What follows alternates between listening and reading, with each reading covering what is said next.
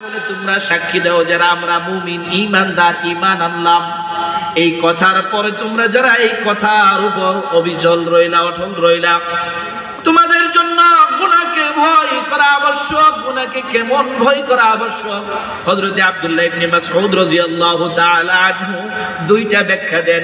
একটা ব্যাখ্যা নবী করিম সাল্লাল্লাহু আলাইহি ওয়াসাল্লামের সামনে নিজের থেকে দেন, আর একটা স্বয়ং নবী সাল্লাল্লাহু আলাইহি ওয়াসাল্লামের বাণী দ্বারা দেন।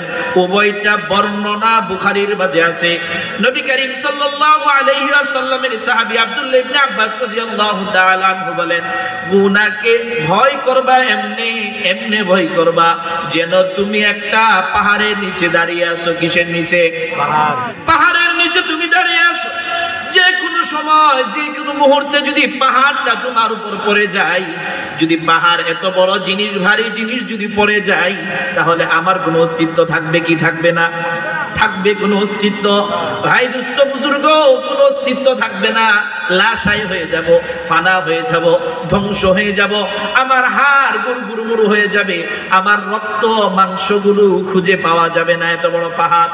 এই জন্য নবী সাল্লাল্লাহু আলাইহি ওয়াসাল্লাম বলেন, একজন মুমিন, একজন ঈমানদার গুনাহকে ভয় করবে। গুনাহ যতই ছোট হোক না কেন, গুনাহকে ভয় করবে পাহাড়ের মতো। কিসের মতো? পাহাড়ের মতো। গুনাহকে পাহাড়ের মতো ভয় করা, এটা ঈমানের আলামত, এটা ঈমানদারের লক্ষণ। কার লক্ষণ? ঈমানদারের লক্ষণ।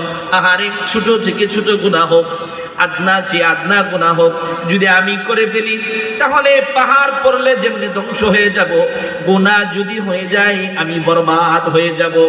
গুনাহগার অবস্থায় যদি আল্লাহর তাআলার সামনে আমার পকড়া হয়, আমার ডাকা হয়, আমার এলান হয়ে যায়, যদি আমাকে গুনাহগার অবস্থায় মালাকুল মউত যদি আমাকে কবজ করে নেয়, তাহলে আল্লাহ তাআলার সামনে যখন আমি ধরা পড়ে যাব, তাহলে পাহাড় পড়লে যদি মরে যাই, ধ্বংস হয়ে যাই, ঈমান যদি খাঁটি থাকে, তাহলে পরকালে নাজাত পাওয়া যাবে কি যাবে না?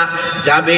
কিন্তু গুনাহকে ভয় না করে যদি আমি এমনি চলি, নিঃস্বাধীন চলি, মন চাই জিন্দেগি যদি অতিবাহিত করি, তাহলে ওই গুনাহগার অবস্থায় যদি আমার মালাকুল মউত এসে যায়, যদি আমার আজরাইল ধরা দিয়ে যায়, যদি আল্লাহর সামনে ধরা পড়ে যায়, তাহলে আমার আর কোনো উপায় নাই। আসেনি উপায়? আর কোনো উপায় নাই। আমার যে টার্গেট নিয়ে দুনিয়াতে আল্লাহ পাঠাইছে, দুনিয়াতে যে জন্য আসলাম, ওই টার্গেট মিস হইল কিনা বলেন? এই টার্গেট মিস হইল কিনা? টার্গেট মিস ছিল। টার্গেট ছিল গুনাহ ছাড়া জীবন যাপন করা। গুনাহ ছাড়া জীবন যাপন করা, কমপক্ষে মৃত্যুর আগে হলেও পাক্কা ঈমান নিয়ে আল্লাহর সামনে দণ্ডায়মান হওয়া। গুনার কালিমা গায়ে মেখে গুনাহগার হয়ে আল্লাহর সামনে দণ্ডায়মান হওয়ার জন্য, কবরে যাওয়ার জন্য কি আল্লাহ নির্দেশ দিয়েছেন? কথা বলেন, নির্দেশ দিয়েছেন? আল্লাহ তাআলা বলছেন আমাকে ভয় করো, ভয় করে আসো। তাহলে ভয় যে আল্লাহকে করবা, আল্লাহকে ভয় করবা কিসের মাধ্যমে? গুনাহ ছাড়ার মাধ্যমে। কিসের মাধ্যমে? আল্লাহর অবাধ্য হয় এমন জিনিস ছেড়ে দেওয়া, এমন জিনিস ছেড়ে দেওয়া। আল্লাহর অবাধ্যতা হয়, আল্লাহ গুসা হন, রাগ করেন, এমন জিনিস করার নাম গুনাহ। এমন জিনিস করার নাম কি? কথা বলেন কি? গুনাহ। গুনাহকে ভয় করতে হবে কেমন? আব্দুল্লাহ ইবনে মাসউদ বলেন, যেমন তুমি পাহাড়ের নিচে দণ্ডায়মান। পাহাড় যে কোনো সময় পড়তে পারে, তোমার ধ্বংস লীলা খেলা শেষ হয়ে যেতে পারে। এই জন্য পাহাড় পড়ে যাওয়াটাকে কান্নাহু ইয়াকাউ আলাইহি, এই পাহাড় তার উপর ধসে যাবে, পড়ে যাবে, এটা যেমন ভয় করা, একটা গুনাহ করার আগে আল্লাহকে এর চেয়েও বেশি ভয় করা। পারবো ইনশাআল্লাহ? মুআজ্জাজ হাজিরিন, 2 নাম্বার হাদিসের মাঝে বলেন, মুমিন মুসলমান যেভাবে ঈমানকে হেফাজত করার জন্য গুনাহকে এমনি ভয় করে, তার বিপরীত ইন্নাল ফাজিরা, একজন পাপাচার, একজন গুনাহগার, আল্লাহর অবাধ্য গোলাম, আল্লাহ তাআলার বাধ্য গোলাম না, আল্লাহ তাআলার অবাধ্য গোলাম, যদি আল্লাহ তাআলার সাথে নাফরমানি করে, আল্লাহ তাআলার সামনে যদি অবাধ্য জীবন যাপন করতে চায়, আল্লাহর হাবিব সাল্লাল্লাহু আলাইহি ওয়াসাল্লামের সাহাবী উপমা দিতে গিয়ে বলেন, ওই পাপাচার ব্যক্তি গুনাহকে ভয় করে কান্নাহু যুবাব, একটা মাছির মতো, মাররা আলা আনফিহি, মাররা আলা আনফিহি আনফিহি, একটা মানুষের সম্মুখ দিয়ে যদি একটা মাছি চলে যায় তাহলে কোনো কিছু মনে হয় কি হয় না? স্বাভাবিক মনে হয়। এটা বড় কোনো কিছু না, একটা মাছি উড়ে যাইতেই পারে, স্বাভাবিকভাবে চলে যাইতে পারে। দোস্ত আজিজ ও মুহতারাম, গুনাহ করার সময় যদি এমন মনোভাব থাকে গুনাহ সাধারণ কিছু হয়ে গেছে তা এমন যদি মনে হয়, বুঝতে হবে আমি মুমিন কমপক্ষে না। কি না? আমি মুমিন না। কেন? মুমিনের ভয় হবে পাহাড়ের মতো। গুনাহটা কিসের মতো? কিসের মতো? আর পাপাচার ব্যক্তি গুনাহকে ভয় করে না, হে স্বাভাবিক মনে করে কিসের মতো? মাছির মতো। কিসের মতো? মাছির মতো। মাছি যদি, মশা যদি তার নাকের উপর দিয়ে চলে যায় তাহলে যেমন স্বাভাবিক তুচ্ছ বিষয়, সাধারণ একদম খামখেয়ালি বিষয়, নগণ্য বিষয় মনে করে, তো একটা পাপাচার আল্লাহর অবাধ্য গোলাম গুনাহ যখন করে তার কাছে স্বাভাবিক মনে হয়। এখন বলেন, গুনাহকে স্বাভাবিক ভেবে করা যাবে না বর্জন করতে হবে? করা যাবে না বর্জন করতে হবে? নবী করিম সাল্লাল্লাহু আলাইহি ওয়াসাল্লামের হাদিসের বাণী, নবী করিম সাল্লাল্লাহু আলাইহি ওয়াসাল্লাম হাদিসের মাঝে বলেন, ইয়াকুম ওয়াল মুহাক্কিরাতিয যুনুব। কেমন গুনাহকে ভয় করবা, গুনাহকে কেমন ভয় করবা শুনো। তুচ্ছ সাধারণ নগণ্য গুনাহগুলোকেও ভয় করবা আল্লাহর জন্য। কার জন্য? আল্লাহর জন্য ভয় করবা। ছোট গুনাহ, ছোট থেকে ছোট, যেগুলো আমাদের পরিভাষায় বলি সগীরা গুনাহ। কি গুনাহ? সগীরা গুনাহ। নবী বলেন, ওয়া ইয়াকুম ওয়া মুহাক্কিরাতিয যুনুব, সাবধান, গুনাহকে ছোট মনে করেও করবা না। গুনাহকে ছোট মনে করেও করবা না। কেন করবা না? শুনো, গুনাহকে ছোট মনে করতে নাই, এটা উপমা দিতে গিয়ে বললেন, নবী সাল্লাল্লাহু আলাইহি সাল্লাম বলেন, কোন মানুষ যদি গুনাহ করে কি করে? কথা বলেন, কি করে? কি করে? আলোচনা কি বোঝা যাচ্ছে? বোঝা যাচ্ছে? যদি ছোট ভেবে যদি কোনো গুনাহ করে, আরে সগীরা গুনাহ মনে করে, নগণ্য গুনাহ মনে করে, একটা দুইটা তিনটা এমনি যদি পরস্পর একের পরে এক গুনাহ করে, আল্লাহর হাবিব সাল্লাল্লাহু আলাইহি ওয়াসাল্লাম উপমা দেয়, ফা ইন্নামা মাসালু মুহাক্কিরাতিয যুনুব কামাসালিল কওমিল্লাযী নাযালু আলা বাতনি ওয়াদ। এই গুনাহগার যে সাধারণ ছোট ছোট গুনাহগুলোকে বারবার করে, একের পর এক করে, সাধারণ মনে করে, গুনাহগুলোকে সাধারণ মনে করে একের পর এক করতে থাকে, তার উপমা হলো ওই সম্প্রদায়ের মতো, ওই জাতির মতো, যে জাতি অনেকগুলো মানুষ মিলে এক জায়গায় রওনা করলো। রওনা করার পরে একটা জঙ্গলের মাঝে আশ্রয় নিল। কোথায়? কোথায় আশ্রয় নিল? একটা জঙ্গলের মাঝে আশ্রয় নিল। সকলের পেটে প্রচন্ড ক্ষুধা, খাবারের প্রয়োজন আছে কি নাই? আছে কি নাই? প্রচন্ড ক্ষুধা নিবারণের জন্য খাবারের ব্যবস্থা করা লাগে কি লাগে না বলেন? এমনি এমনি দোয়ার মাধ্যমে তো ক্ষুধা যায় না।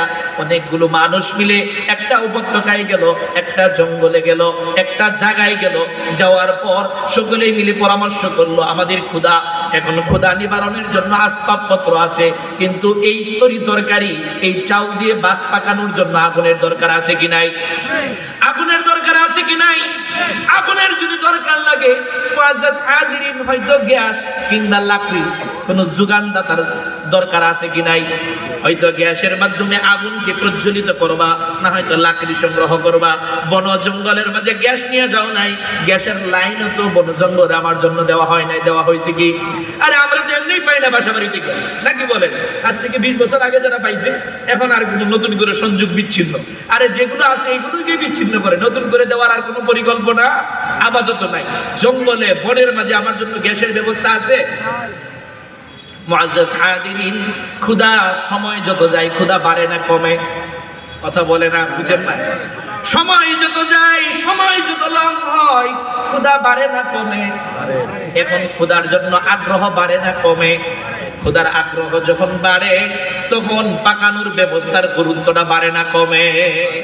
ক্ষুধার যন্ত্রণা যত বাড়ে পাকানোর আগ্রহ তত বাড়ে।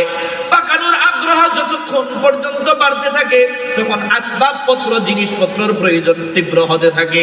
মুআজ্জাজ হাজিরিন, নবী আমার বলেন, শুনো শুনো শুনো, এখন মানুষগুলো পরামর্শক্রমে একজন ডানে গেল, একজন বামে গেল, একজন পিছনে গেল, একজন সামনে গেল। চতুর্দিকে মানুষগুলো ছড়িয়ে পড়লো। বলল, যাও, একজনের পক্ষে অল্প সময়ে লাকড়ি সংগ্রহ করা কঠিন না সহজ? অল্প সময় একজন মানুষ পাকানোর জন্য অনেকগুলো লাকড়ি সংগ্রহ করা সহজ না কঠিন? কঠিন।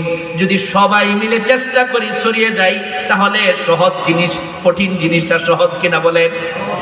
এখন পরামর্শক্রমে নবী আবার বলেন, সমস্ত মানুষগুলো ভাগ হয়ে গেল, যাও তুমি যাও যাও যাও লাকড়ি নিয়ে আসো, ডান দিক থেকে লাকড়ি নিয়ে আসো, বাম দিক থেকে লাকড়ি নিয়ে আসো, আমার ডান পাশের থেকে নিয়ে আসো, বাম পাশ থেকে নিয়ে আসো, পিছন থেকে নিয়ে আসো, সামনের থেকে লাকড়ি নিয়ে আসো।